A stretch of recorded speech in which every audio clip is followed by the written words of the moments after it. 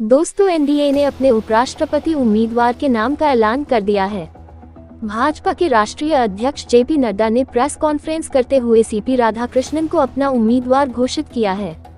CP Radhakrishnan मौजूदा समय में महाराष्ट्र के गवर्नर हैं। इससे पहले वो झारखंड के भी उपराज्यपाल रह चुके हैं और 2 बार लोकसभा सांसद भी चुने गए हैं। 21 जुलाई को जगदीप धनखड़ ने स्वास्थ्य संबंधी समस्याओं का हवाला देते हुए अचानक पद से इस्तीफा दे दिया, जिसकी वजह से 9 सितंबर को उपराष्ट्रपति चुनाव होना है। सीपी राधाकृष्णन का पूरा नाम चंद्रपुरम पोन्नुसामी राधाकृष्णन है। उनका जन्म 20 अक्टूबर 1957 को हुआ था। राधाकृष्णन 31 जुलाई 2024 से महाराष्ट्र के 24वें और वर्तमान राज्यपाल के तौर पर अपनी जिम्मेदारियां निभा रहे हैं। उन्होंने फरवरी 2023 से जुलाई 2024 तक झारखंड के राज्यपाल और मार्च 2024 से जुलाई 2024 के बीच तेलंगाना के राज्यपाल अतिरिक्त प्रभार और पुडुचेरी के उपराज्यपाल अतिरिक्त प्रभार के तौर पर भी काम किया है। राधाकृष्णन भाजपा के मेंबर थे और कोयम्बटूर से 2 बार लोकसभा के लिए चुने गए थे। वह तमिलनाडु के लिए भाजपा के पूर्व प्रदेश अध्यक्ष भी थे। सीपी राधाकृष्णन ने 5 बार लोकसभा चुनाव लड़ा है। हालांकि वो उन्हें जीत सिर्फ 2 बार मिली है। पहली बार उन्होंने 1998 के लोकसभा चुनाव में कोयम्बटूर से जीत हासिल की थी। इसके बाद 1999 के लोकसभा चुनाव में भी जीत हासिल की। हालांकि 2004, 2014, 2019 के लोकसभा चुनाव में हार का सामना करना पड़ा था। दोस्तों, बीजेपी ने सीपी राधाकृष्णन को ही उपराष्ट्रपति उम्मीदवार के लिए क्यों चुना? बीजेपी और उनके सहयोगी दलों ने सीपी राधाकृष्णन को अपना उपराष्ट्रपति उम्मीदवार चुना है। इस फैसले के पीछे कई कारण माने जा रहे हैं। बीजेपी गठबंधन ने आम सहमति के जरिए सीपी राधाकृष्णन को अपना उपराष्ट्रपति उम्मीदवार बनाया है। इस समय राधाकृष्णन महाराष्ट्र के राज्यपाल हैं।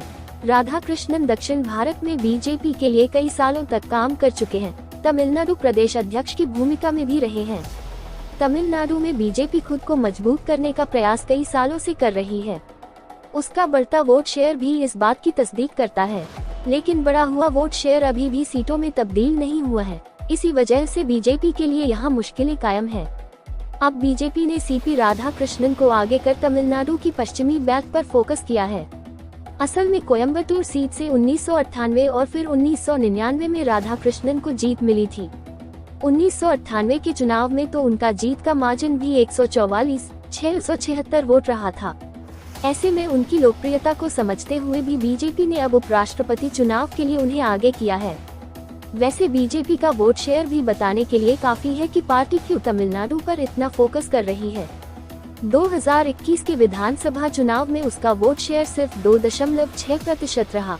वहीं 2016 में वो आंकड़ा 2.9% था। ऐसे में पार्टी को डबल डिजिट वोट शेयर हासिल करने की दरकार है। जानकार मानते हैं कि बीजेपी ने सीपी राधाकृष्णन को आगे कर एक मास्टर स्ट्रोक चल दिया है। उनका विरोध करना किसी के लिए भी आसान नहीं रहने वाला है।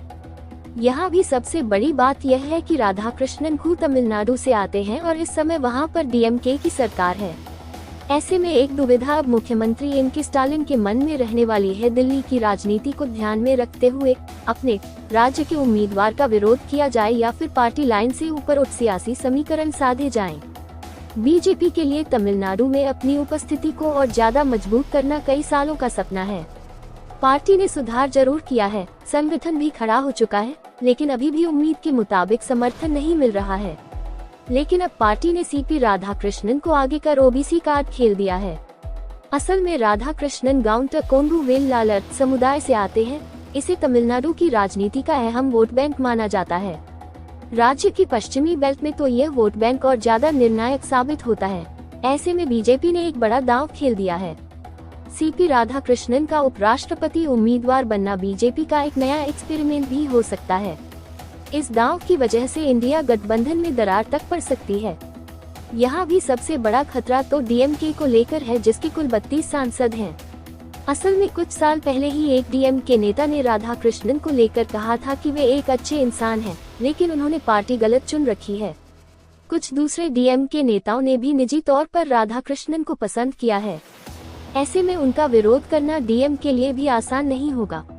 अगर ऐसा होता है तो विपक्ष में दरार पड़ सकती है। वैसे उपराष्ट्रपति चुनाव के दौरान पार्टियों में दरार आना एक आम बात है। एक समय एनडीए का हिस्सा रहते हुए भी शिवसेना ने प्रतिभा पाटिल का समर्थन किया था क्योंकि वे महाराष्ट्र से आती थी। ऐसे में उपराष्ट्रपति चुनाव में पार्टी लाइन से ऊपर उठ वोटिंग करना कोई नई प्रथा नहीं है। राधा कृष्णन को चुनने का एक कारण उनकी सियासी पृष्ठभूमि भी है। असल में वे लंबे समय तक राष्ट्रीय स्वयंसेवक संघ के साथ जुड़े हुए थे। ऐसे में उनके साथ एक अनुशासन चलता है, एक विचारधारा चलती है जिसके साथ कभी समझौता नहीं होता। माना जा रहा है कि बीजेपी ने उन्हें आगे चल संघ को भी संकेत दिया है। पिछले कुछ महीनों में कई ऐसे मौके आए जब संघ और बीजेपी में दरार की खबरें आईं। लेकिन बीजेपी समझती है कि दक्षिण में विस्तार के लिए अभी भी संघ का संगठन बहुत जरूरी है। ऐसे में उन्हें भी खुश करने का काम हो रहा है।